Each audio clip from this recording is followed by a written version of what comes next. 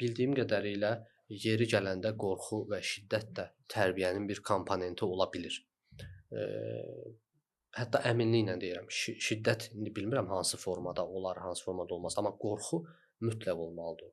Yəni bir avtoritar bir fiqur olmalıdır. Tərbiyənin və təlimin, təhsilin bir nömrəli komponentlərindən biri avtoritar fiqur məsələsidir.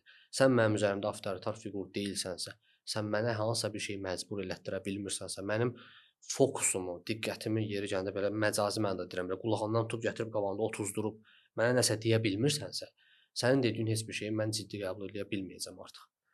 Xüsusən də bu dövrdə ki, mən sənlə danışandan 5 dəqiqə sonra gedib açacağam TikToku, başlayacağam orada təzədən 100 dənə fərqli insandan ağıl almağa. Mən sənin dediyin hansısa bir fikri niyə ciddi qəbul edeyim? Necə ciddi qəbul edeyim? Əslində bu düzdür. Adi orta məktəbi yadına salsaq, məsələn, dərs oxumaqdan tutmuş, dərsə hazır getməyə qədər.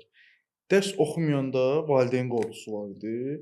Dərsə hazır getməyəndə də müəllim qorxusu var idi. Bəli, birdən müəllim çağırar, dərsi 2 yazar falan.